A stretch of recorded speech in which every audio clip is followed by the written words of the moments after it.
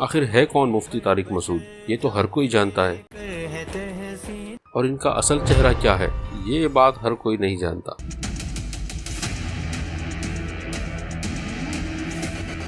تم کون سے اسلام کی بات کر رہے ہو؟ صدیوں سے وہ گھاس کھا رہے تھے وہ سارے لوگ بیٹھ کے۔ چٹکلے مارتے ہیں تو ایسا لگتا ہے کہ کوئی مولانا نہیں کامیڈین ہے۔ بیگم صاحب آگے سے کہہ رہی ہیں ہم تو ان کا خیال کیے ہیں، 20 دفعہ کیے ہیں، یہی نہیں۔ میں نے کہا یار یہ مجھے بھی ڈانٹو بھائی، اتنا مزہ آ رہا ہے یار۔ اور بڑی بڑی گاڑیاں چلاتے ہیں تو ایسا لگتا ہے او مولانا ہو کر اتنے شوق۔ اور ورلڈ کپ والا مزہ تو تب آیا جب پتا چلا بھائی صاحب نے چوتھی شادی بھی کر لی۔ تو کیا مولانا عیاشی کر رہے ہیں؟ چوتھی شادی کا ارادہ ہے؟ میری ہو چکی ہے چوتھی۔ اور کبھی دیکھو تو انجینئر صاحب کے ساتھ 36 کا آنکڑا۔ بھائی میں نے 48 گھنٹے کا آپ کو ٹائم دیا تھا، 48 آورز میں اتنا سا کلپ ریکارڈ کروا دیتے۔ تو کبھی دیکھو تو جناب ساحل ادیم کے ساتھ پھڈا ہو گیا۔ مجھے ساحل ادیم صاحب نے یہ کہا ہے کہ مفتی صاحب ڈرتے ہیں اور 2 نمبری کر رہے ہیں۔ اور ہاں، ان کو آخر بار بار پوڈ کاسٹ میں کیوں بلایا جاتا ہے، یہ سارے راز ہم آپ کو اس ویڈیو کے آخر میں بتائیں گے۔ تو چلو کرتے ہیں آج سچ کا سامنا۔ السلام علیکم، میں ہوں آپ کا بھائی ابو عبداللہ۔ مفتی طارق مسعود 4 مارچ 1975 کو سرگودا پاکستان میں پیدا ہوئے۔ ان کے والدین پاکستان کے قیام کے بعد ہندوستان سے ہجرت کر کے پاکستان چلے گئے اور کچھ وقت کے بعد کراچی شہر میں رہائش اختیار کر لی۔ ان کے والد پاکستان نیوی میں ملازم تھے اور کہا جاتا ہے کہ وہ حافظ قرآن بھی تھے، لیکن اس بات کی ہمیں کوئی دلیل نہیں ملی کہ ان کے والد حافظ تھے۔ اور ان کی تعلیم کی بات کریں تو انہوں نے ابتدائی تعلیم کراچی سے حاصل کی۔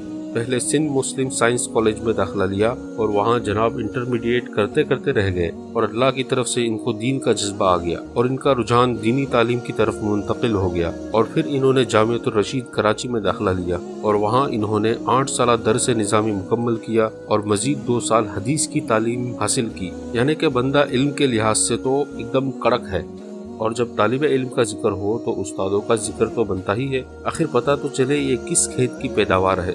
ویسے تو ان کے کئی اساتذہ ہیں، لیکن 2 بڑے مشہور ناموں میں مفتی ابو لبابہ شاہ منصور اور مفتی رشید احمد لدھیانوی کا نام آتا ہے، جو کہ بڑے اللہ والے ہیں اور بااثر شخصیات ہیں، جس سے انہوں نے دینی علوم میں استفادہ حاصل کیا۔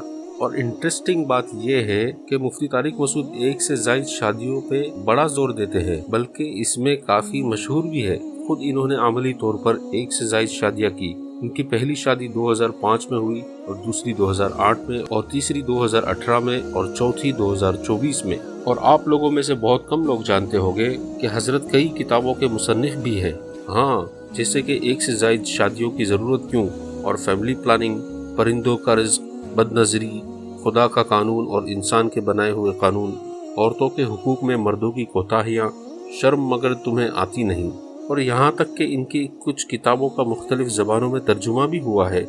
یار فرسٹ اور لاسٹ والی کتاب تو مجھے بھی پڑھنا پڑے گا۔ خیر آگے بڑھتے ہیں۔ مفتی صاحب کی عملی زندگی۔ تعلیم مکمل کرنے کے بعد مفتی طارق مسعود نے کئی جگہ امامت کرائی۔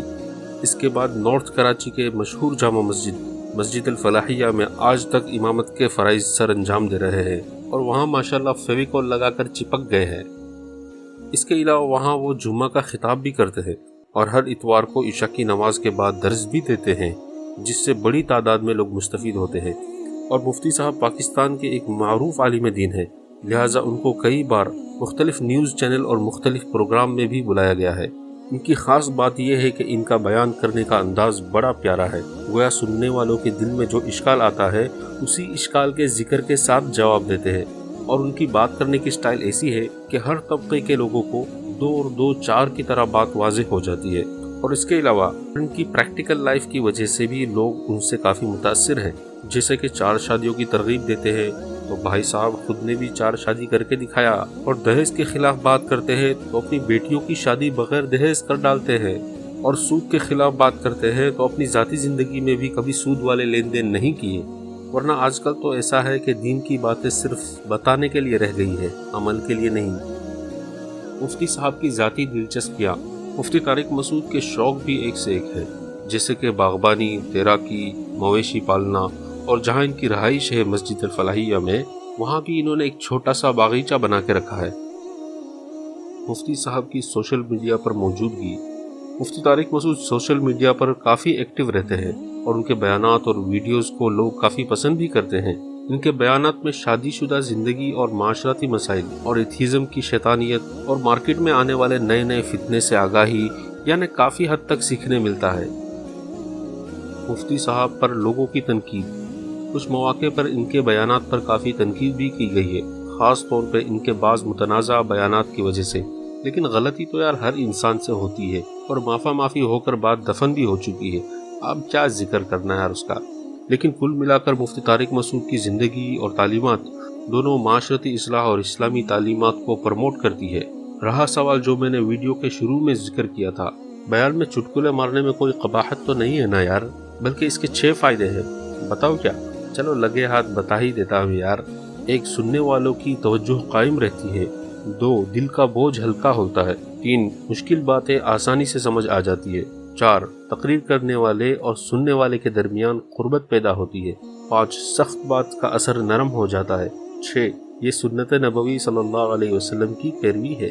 हुजूर सल्लल्लाहु अलैहि वसल्लम ने भी बाज़ मौके पर सहाबा से हल्का फुल्का मजाक फरमाया करते थे। चुनांचे इतदाल वाला मजाक सुन्नत के दायरे में आता है। और हाँ, बड़ी बड़ी गाड़ियाँ चलाना अगर हलाल पैसे से हो और ख़ुद के खर्चे पे हो तो इसको गलत नज़र से नहीं देखना चाहिए, क्योंकि अल्लाह की दी हुई नेमत का इस्तेमाल करने से अल्लाह खुश होता है। और रही बात 4 शादियों की, तो कुरान में अल्लाह ताला फरमाते हैं फन्किहू मा ताब लकुम मिन निसाई मसना व सुलास व रुबा फ़इन खिफ्तुम अल्ला तअदिलू फ़वाहिदा, कि उन औरतों से निकाह करो जो तुम्हें पसंद आए, 2-2, 3-3, 4-4। और अगर तुम्हें अंदेशा हो कि तुम इंसाफ न कर सकोगे तो फिर एक ही पर इक्तिफा करो। तो जब अल्लाह का हुक्म है तो हमें भी कोई एतराज़ नहीं होना चाहिए। और जहाँ तक इंजीनियर साहब का मामला है, आपको तो पता ही है, हजरत ना आलिम है ना मुफ्ती, और जानबूझकर उन मसाइल को छेड़ते हैं जिस पर सदियों से उलमाओं का इत्तिफाक है, तो फिर 36 का आंकड़ा तो होना ही है यार। और जनाब साहिल अदीम की बात करें तो उनका भी कुछ इससे मिलता जुलता ही मामला है, तो इससे भी तो फड्डा होना ही था। पर पॉडकास्ट वाले मामले का राज ये है कि लोग मुफ्ती साहब को इसलिए बुलाते हैं क्योंकि मुफ्ती साहब काफ़ी मशहूर शख्सियत है और इससे उस वीडियो में बहुत ज़्यादा व्यूवर्स भी मिलते हैं। मतलब तो आप समझ ही गए होंगे कि पॉडकास्ट वाले की दबा के कमाई हो जाती है।